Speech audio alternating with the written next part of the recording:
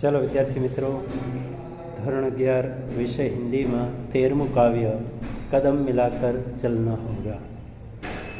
બહુ સરસ મજાનું કાવ્ય છે. પેજ નંબર 68 ઉપર છે. આપ આપના પાઠ્યપુસ્તકમાં ધ્યાન રાખજો. 13મું કાવ્ય कदम मिलाकर चलना होगा, हम साथ साथ चलेंगे. अटल बिहारी वाजपेयी जी इसके कवि हैं. हमारे पूर्व प्रधानमंत्री, भारत के सम्मानित ये पूर्व प्रधानमंत्री हैं. उन्हीं का जन्म सन 1926 में हुआ. भारत रत्न से सम्मानित हमारे पूर्व प्रधानमंत्री अटल बिहारी वाजपेयी का जन्म 25 दिसंबर 1926 के रोज मध्य प्रदेश के ग्वालियर शहर में हुआ था.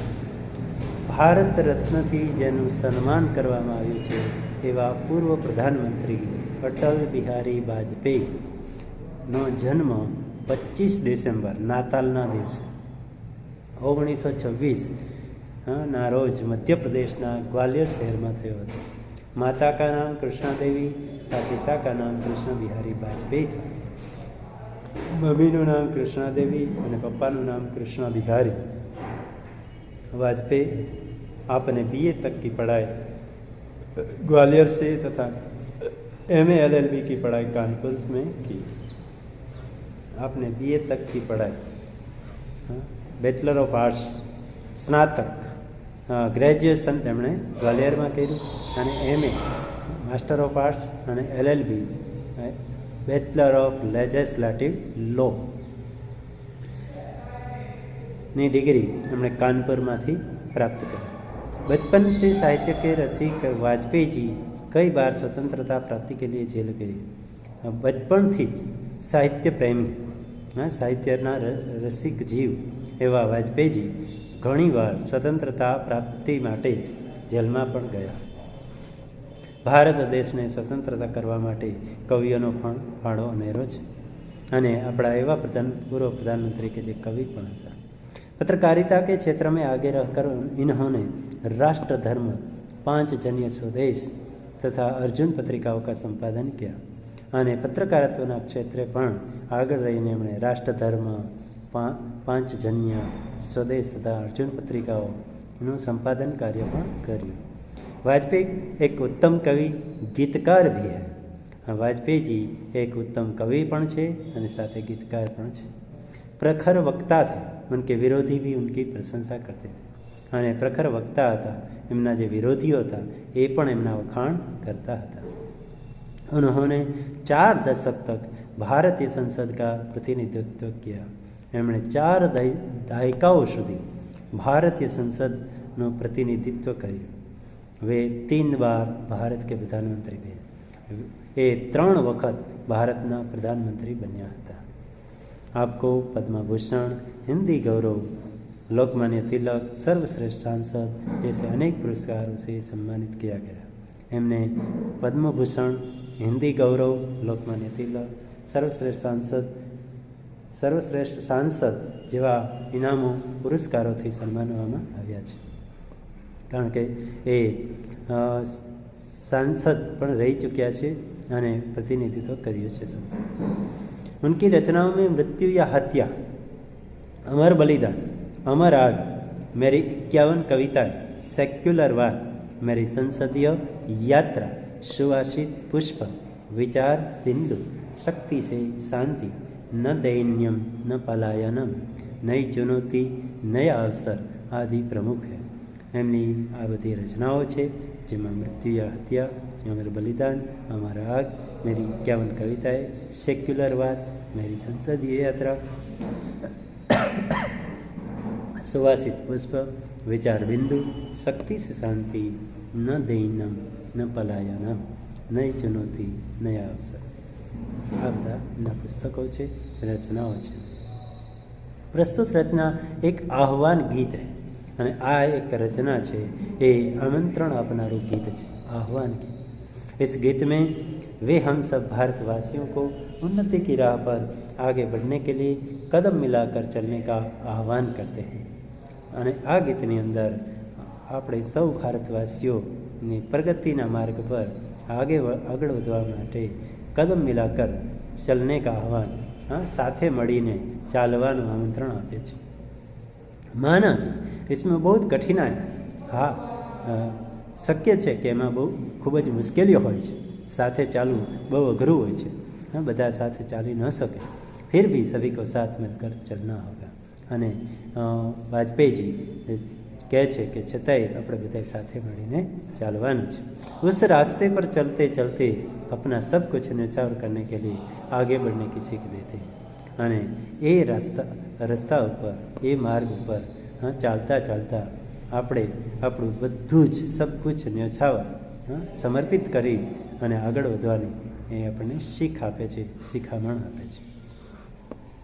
तो अटल बिहारी वाजपेयी क्या कहते हैं? कदम मिलाकर चलना होगा काव्य में देखते हैं. बाधाएं आती है आए, धीरे प्रलय की घोर घटाए, पाँवों के नीचे अंगारे, सिर पर बरसे यदि ज्वलाए, निज हाथों में हंसते हंसते आग लगा कर चलना होगा, कदम मिलाकर चलना होगा.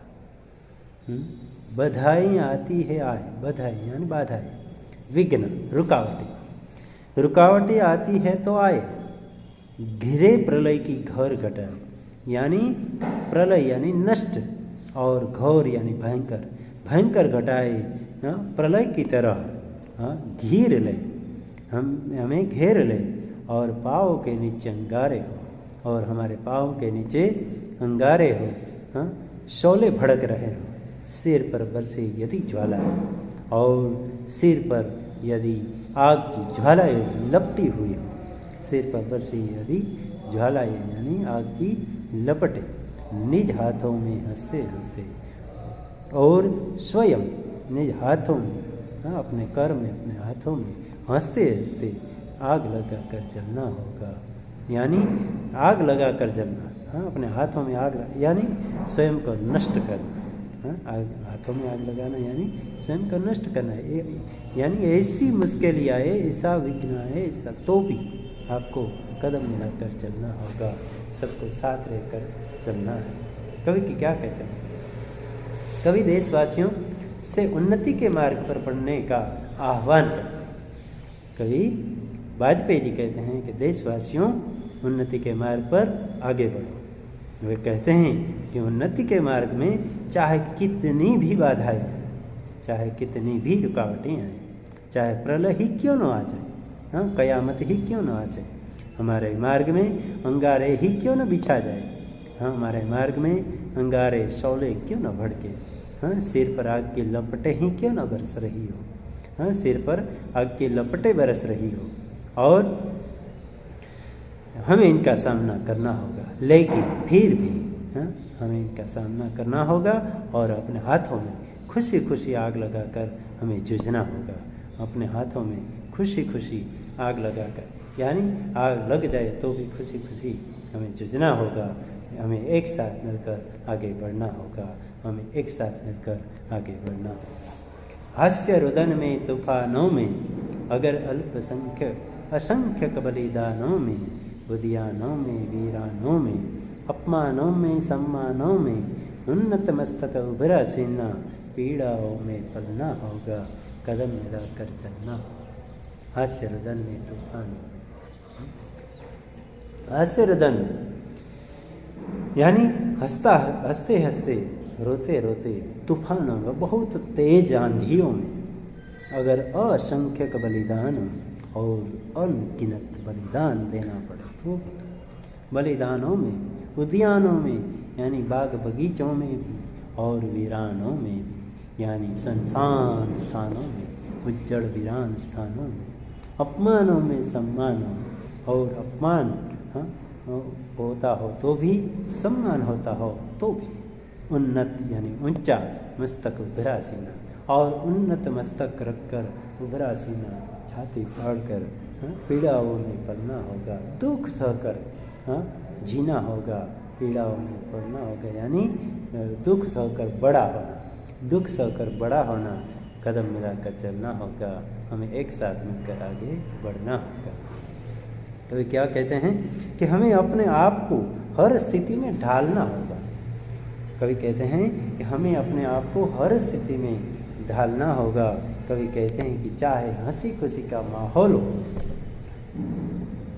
हाँ, हर स्थिति में ढालना होगा। कवि कहते हैं कि चाहे हंसी खुशी का माहौल हो अथवा कष्ट झेलने यानी गम का चाहे तूफान आए या जान निछावर कर देने की स्थिति उत्पन्न हो, हमें अपने आप को हर स्थिति में ढालना होगा।